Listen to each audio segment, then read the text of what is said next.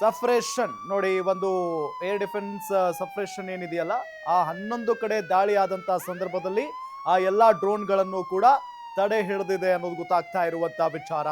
ಭಾರತದ ಬಳಿ ಆ ಸಾಮರ್ಥ್ಯ ಇದೆ, ಆ ಶಕ್ತಿ ಇದೆ, ಅದರಲ್ಲಿ ಯಾವುದೇ ರೀತಿಯಾದಂತಹ ಅನುಮಾನನೇ ಇಲ್ಲ. ದೊಡ್ಡ ದೊಡ್ಡ ಈ ಕ್ಷಿಪಣಿಗಳನ್ನ ಹಾರಿಬಿಟ್ಟಂತಹ ಸಂದರ್ಭದಲ್ಲಿನೇ ಭಾರತ ಅವುಗಳನ್ನ ಹೊಡೆದುರುಳಿಸುವಲ್ಲಿ ಯಶಸ್ವಿ ಆಗಿತ್ತು. ಇನ್ನು ಇದೇನು ದೊಡ್ಡ ವಿಚಾರನೇ ಅಲ್ಲ. ಆದ್ರೂ ಕೂಡ ಪಾಕಿಸ್ತಾನ ಮತ್ತೆ ಭಾರತದ ಮೇಲೆ ಅಟ್ಯಾಕ್ ಮಾಡ್ತಾ ಇರೋದು, ಇದನ್ನ ಯಾವ ರೀತಿಯಾಗಿ ಭಾರತೀಯ ಸೇನೆ ಹತ್ತಿಕ್ಕುತ್ತೆ ಅನ್ನೋದೇ ಈಗಿರುವಂತಹ ಕುತೂಹಲದ ಪ್ರಶ್ನೆ. ಯಾಕೆ ಅಂತ ಹೇಳಿದ್ರೆ, ನಿನ್ನೆಯೂ ಕೂಡ ಇದೇ ರೀತಿಯಾಗಿ ಟಾರ್ಗೆಟ್ ಮಾಡಿತ್ತು ಮತ್ತು ಪಂಜಾಬ್, ರಾಜಸ್ಥಾನ ಜೊತೆಗೆ ಜಮ್ಮು ಮತ್ತು ಕಾಶ್ಮೀರದಲ್ಲಿ ನಿರಂತರವಾಗಿ ದಾಳಿಯನ್ನ ನಡೆಸಿದ್ರು ಪಾಕಿಸ್ತಾನಿಯರು. ಅದಾದ ನಂತರ ಯಾವ ರೀತಿಯಾಗಿ ತಿರುಗೇಟನ್ನ ಕೊಡಬೇಕು, ಅವರಿಗೆ ಕೌಂಟರ್ ಅಟ್ಯಾಕ್ ಮಾಡಬೇಕು, ಆ ಎಲ್ಲಾ ರೀತಿಯಾಗಿಯೂ ಕೂಡ ಭಾರತ ಮಾಡಿತ್ತು.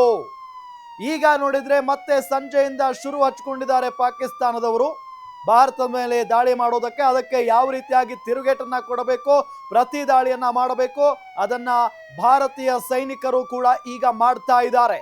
ಮತ್ತೊಂದು ವಿಚಾರ ಏನಂತ ಅಂದ್ರೆ, ಜಮ್ಮುವಿನಲ್ಲಿ ನಾಗರಿಕರನ್ನ ಮತ್ತು ಸೇನಾ ನೆಲೆಗಳನ್ನ ಪಾಕಿಸ್ತಾನ ಟಾರ್ಗೆಟ್ ಮಾಡಿಕೊಂಡು ಡ್ರೋನ್ ದಾಳಿಯನ್ನ ನಡೆಸಿದೆ. ಆದ್ರೆ ಎಲ್ಲಾ ಡ್ರೋನ್ ದಾಳಿಯನ್ನ ADS ತಡೆದಿರೋದು. ಜಮ್ಮುವಿನಲ್ಲಿ 11ಕ್ಕೂ ಹೆಚ್ಚು ಕಡೆ ಡ್ರೋನ್ ದಾಳಿ ನಡೆದಿದೆ ಅನ್ನೋದು ಗೊತ್ತಾಗ್ತಾ ಇರುವಂತಹ ವಿಚಾರ. ನೋಡಿ, ಒಟ್ಟಾರೆಯಾಗಿ ಸೇನಾ ನೆಲೆಗಳು ಮತ್ತು ನಾಗರಿಕರನ್ನೇ ಟಾರ್ಗೆಟ್ ಮಾಡಿಕೊಂಡು ಈ ಒಂದು ದಾಳಿಯನ್ನ ಪಾಕಿಸ್ತಾನ ನಡೆಸಿದೆ ಅನ್ನೋ ಮಾಹಿತಿ ಲಭ್ಯವಾಗ್ತಾ ಇದೆ. ಒಟ್ಟಾರೆ ಹೇಳಬೇಕು ಅಂತ ಅಂದ್ರೆ, ಪಾಕಿಸ್ತಾನಕ್ಕೆ ಏನೋ ಒಂದು ಕಾದಿದೆ, ಅದಂತೂ ನಿಜ. ಯಾಕೆ ಅಂತ ಅಂದ್ರೆ, ಭಾರತ ಕೆಣಕಿ ಜಗಳಕ್ಕೆ ಹೋಗಿಲ್ಲ.